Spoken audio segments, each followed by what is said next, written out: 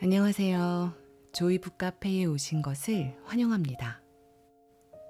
내면의 자유를 위한 놓아 보내기 연습. 상처받지 않는 영혼. 마이클 싱어 지음, 이균형 옮긴, 성혜영 감수. 라이팅 하우스에서 펴냈습니다. 제2장. 마음속 룸메이트와 결별하기. 내면의 성장은 자신에 대해 생각하기를 그치는 것이 평화와 만족을 찾는 유일한 길임을 깨닫느냐 마느냐에 전적으로 달려있다.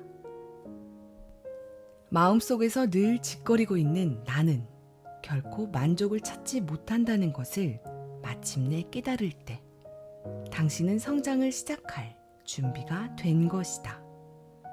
나는 늘 무언가로 골치를 썩는다. 정직하게 말해보라. 최근 들어 정말 아무런 문제도 없었던 때가 언제인가?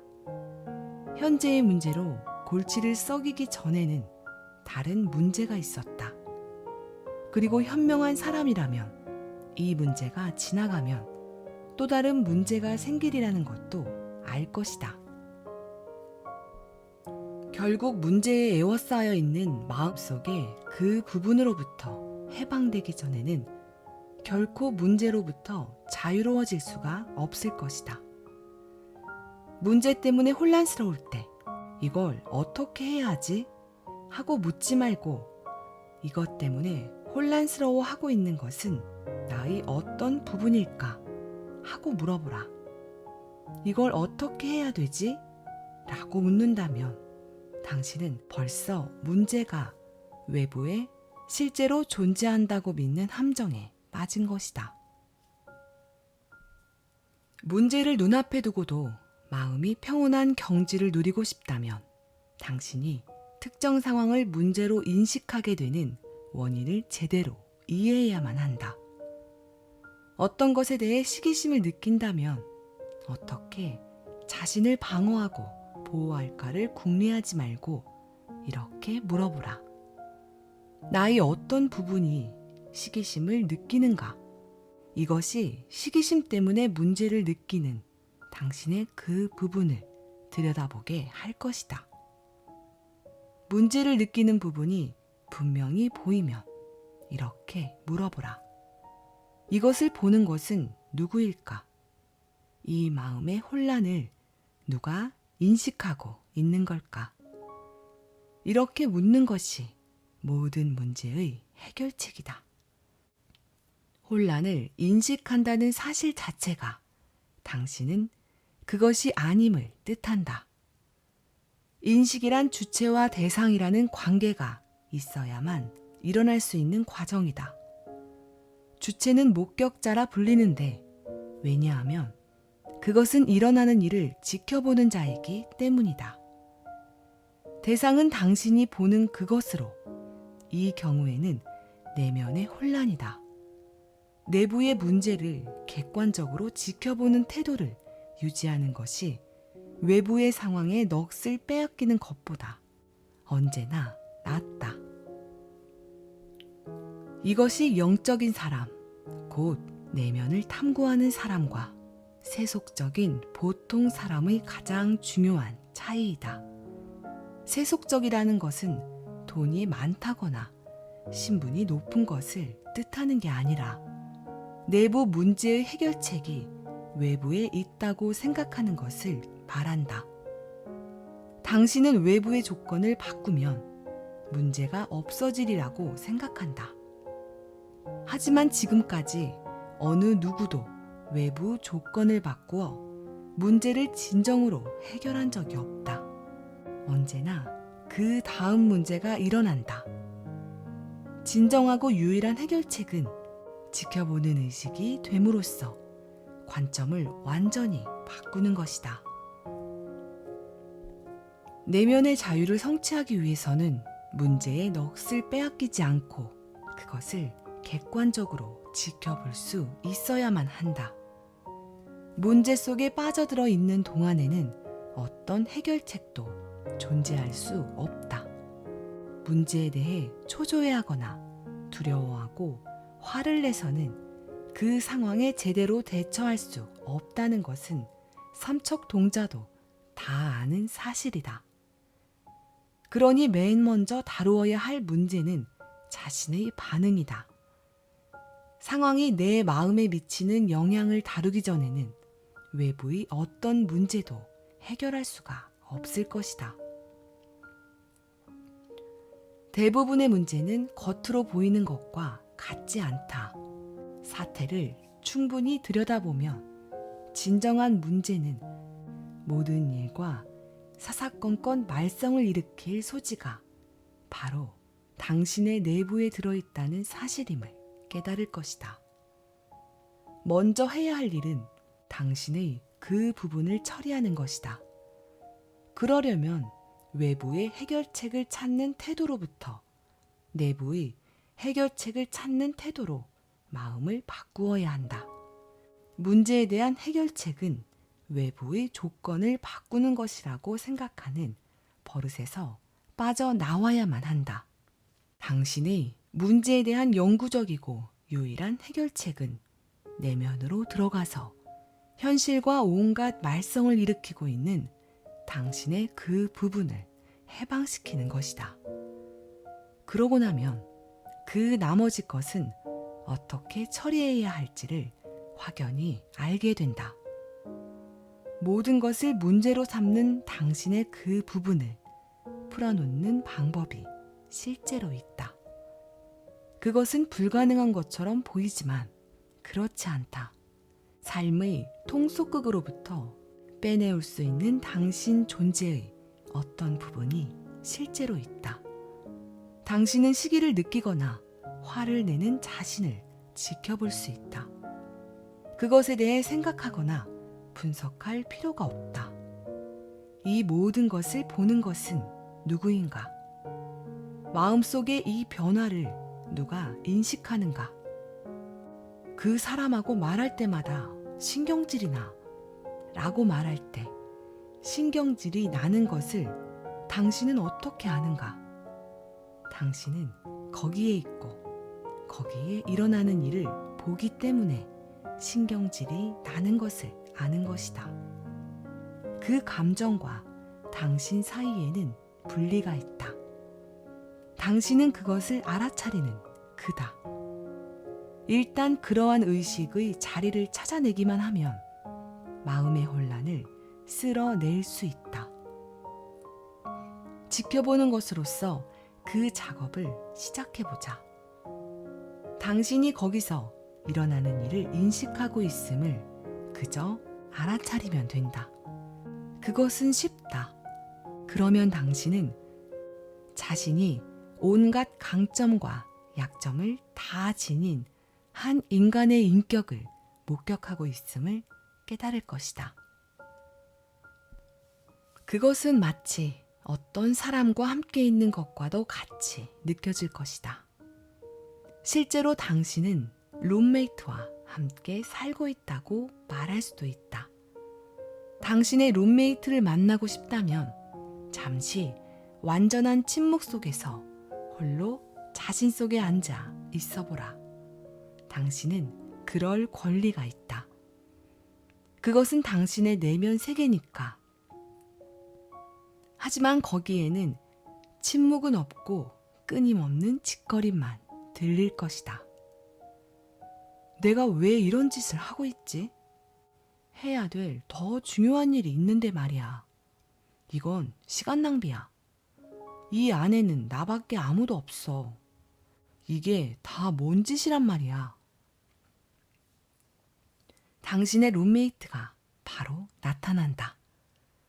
당신은 마음을 침묵시키겠다는 분명한 의지를 품었을지 몰라도 룸메이트는 협조해주려 들지 않는다.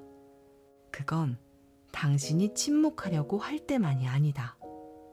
룸메이트는 보는 것마다 입을 뗀다. 난 그걸 좋아해. 저건 싫어. 이건 좋고 저건 나쁜 거야. 그는 끊임없이 짓거린다. 대개는 이것을 알아차리지도 못한다. 왜냐하면 거기서 한 걸음 뒤로 물러서 본 일이 없기 때문이다. 그것과 너무나 밀착되어 있어서 자기가 마치 홀린 듯이 그 소리를 듣고 있다는 사실조차 깨닫지 못한다.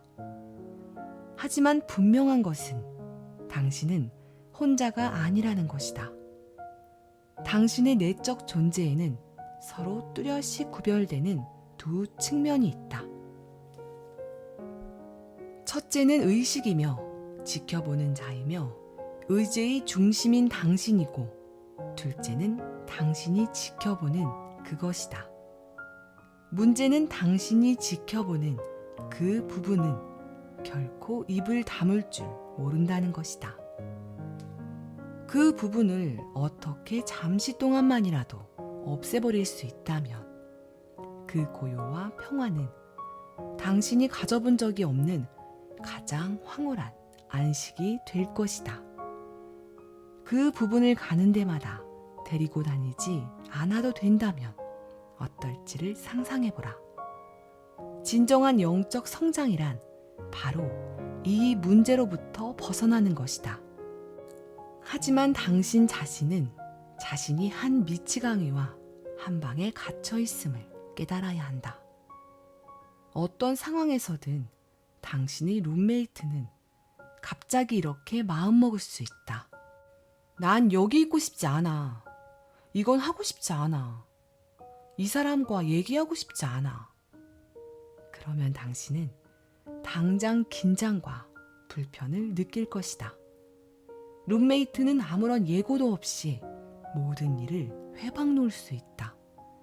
그는 결혼식을 망쳐놓을 수도 있고 첫날 밤을 망쳐놓을 수도 있다.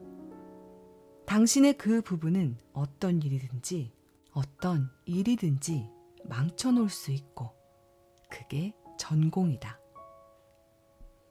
당신은 멋진 새 차를 산다. 하지만 운전을 할 때마다 마음속의 룸메이트는 뭔가 흠을 집어낸다. 마음의 목소리는 작은 소음 하나, 진동 하나까지 다 꼬투리를 잡아서 마침내는 당신도 그 차를 전혀 좋아하지 않게 만든다. 이것이 인생에 어떤 영향을 미칠 수 있는지를 깨닫는다면 당신은 영적 성장을 시작할 준비가 된 것이다.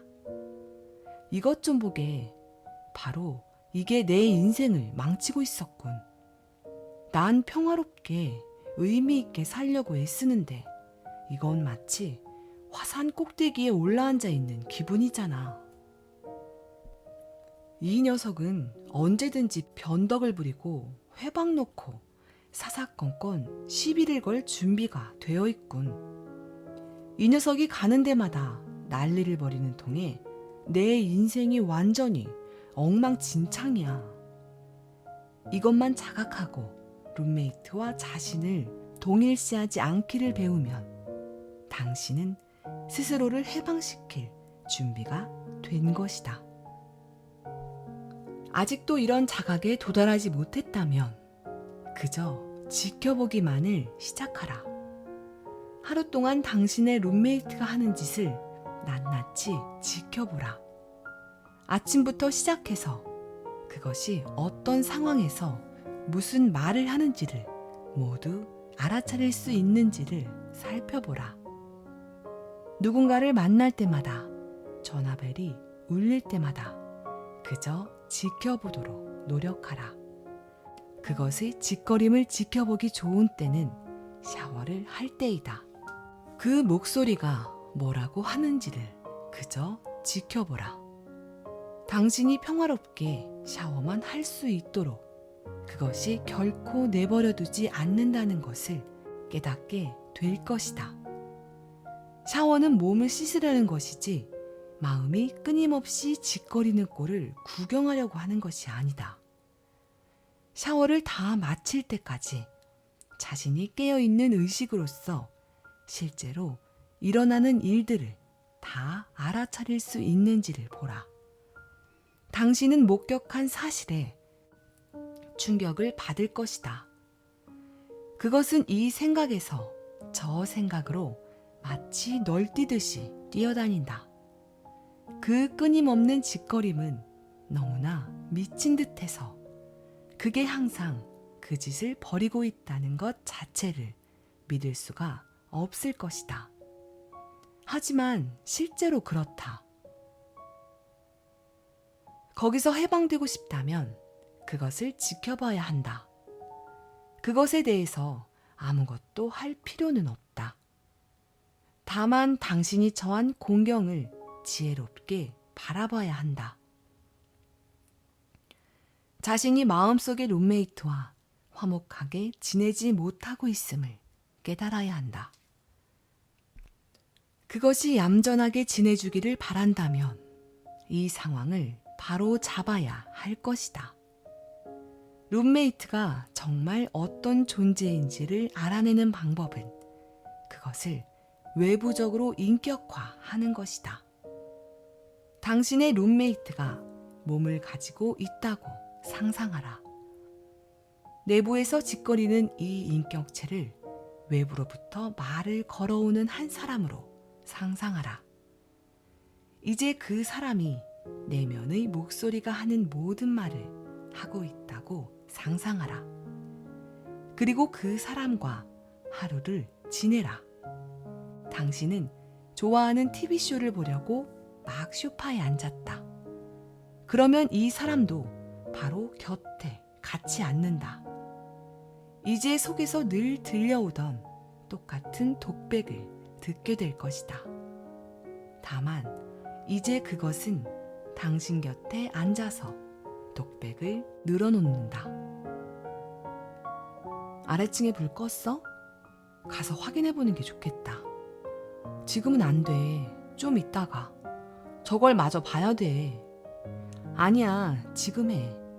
그러니까 전기세가 그렇게나 많이 나오지. 당신은 이 모든 것을 지켜보며 앉아서 말없는 놀라움에 빠진다. 옆에 앉은 사람은 조금 있다가 또 말씨름을 벌인다. 야, 먹을 거 없니?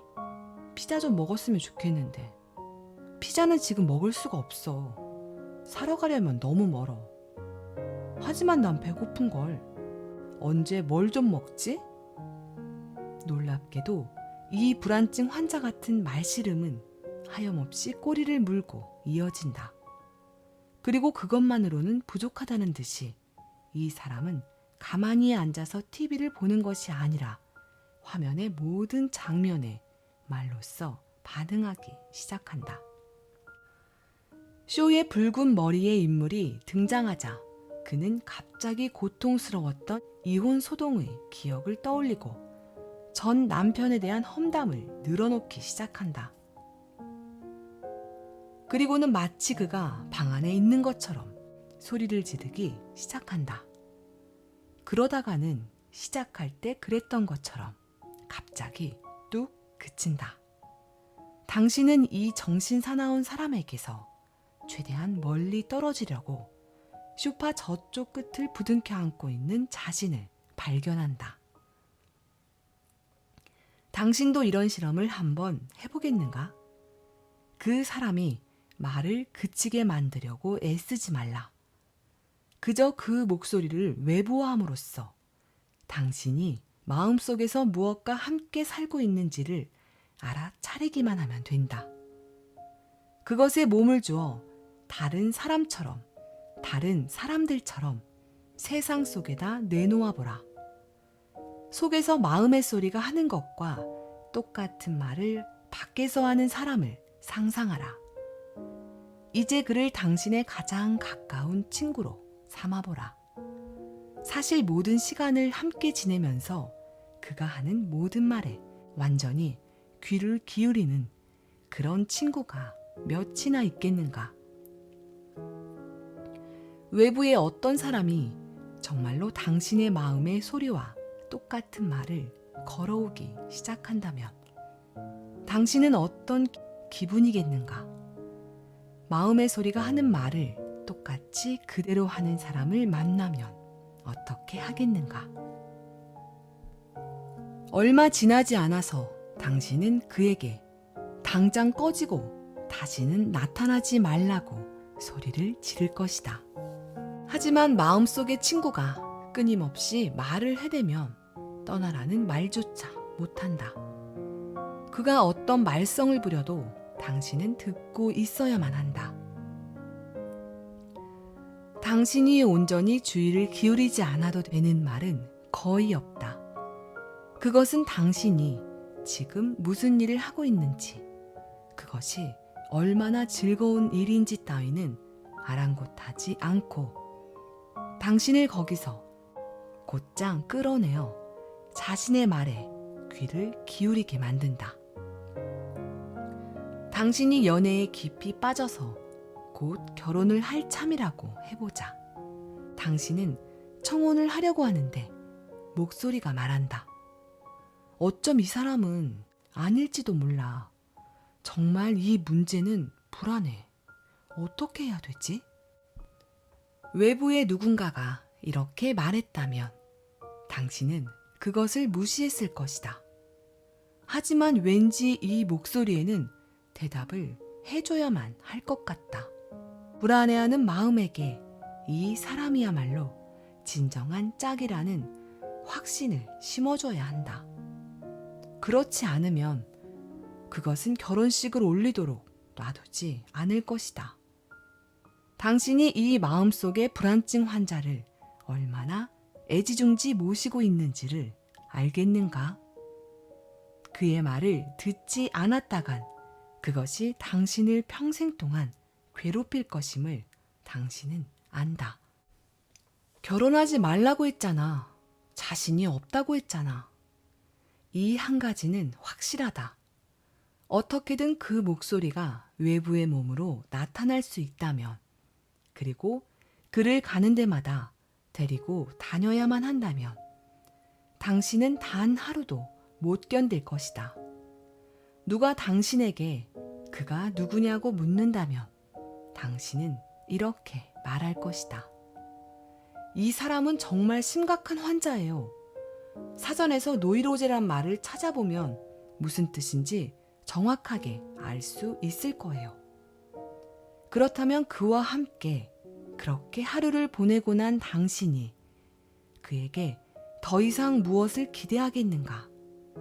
그가 얼마나 자주 변덕을 부리고 사사건건 얼마나 많은 갈등을 일으키고 얼마나 감정적인지를 다 알고 나서도 재정적인 충고를 부탁하거나 사귀자고 접근하겠는가? 놀랄지 모르겠지만 실제로 당신은 평생을 내내 지치지도 않고 그렇게 한다. 당신 마음속의 자기 자리로 돌아온 그것은 여전히 당신 인생에 감나라, 배나라 참견하는 똑같은 그 사람이다. 그가 과연 그럴 자격이 있는지를 따져볼 생각을 품어본 적이나 있는가? 그 목소리가 완전히 헛다리를 짚었던 적이 얼마나 많은가? 그녀는 이제 더 이상 널 생각하지 않아. 그러니까 전화를 안 하지. 오늘 밤엔 헤어지자는 말을 꺼낼 거야. 난 예감이 있어. 그냥 알아. 전화가 오면 받지도 말아야 돼. 30분 후에 애인에게서 전화가 온다. 만난 지 1주년이 된 오늘을 기념해서 깜짝 만찬을 준비하느라고 늦었다는 것이다. 1주년을 완전히 잊고 있었던 당신에게 그것은 완전히 뜻밖의 일이다. 그녀는 당신을 데리러 오고 있는 중이라고 했다. 좋은 일이다. 당신은 무척 흥분해 있고 마음의 소리는 그녀가 얼마나 멋지냐는 등 찬사를 늘어놓는다. 하지만 뭐 잊어버린 건 없는가? 조금 전 30분 동안 당신을 괴롭혔던 그 목소리에 엉터리 충고는 잊어버렸는가? 만일 당신이 고용한 연애 상담사가 그런 끔찍한 충고를 했다면 어쨌겠는가?는 상황을 완전히 오판한 것이다. 그 충고를 귀담아 들었다면 수화기를 들지도 않았을 것이다. 그를 당장 해고해야 되지 않겠는가? 그토록 형편없는 오판의 현장을 보고도 어떻게 두 번 다시 그의 충고를 믿을 수가 있겠는가? 자, 당신은 마음속의 룸메이트를 해고할 것인가? 그가 상황을 분석하고 충고한 내용은 완전히 빗나갔다. 하지만 아니다. 당신은 그가 일으킨 문제에 결코 책임을 묻지 않는다. 기실 다음에 그가 또 충고를 하면 당신은 또다시 거기에 온통 주의를 빼앗긴다. 이게 말이 되는가? 목소리가 얼마나 여러 번 틀렸는가? 당신이 어떤 자에게 충고를 들으러 가는지를 정말 잘 따져봐야 할 것이다. 이처럼 깨어서 자신을 관찰하는 훈련을 진지하게 했다면 당신은 자신이 얼마나 큰 문제에 빠져 있는지를 깨달을 것이다.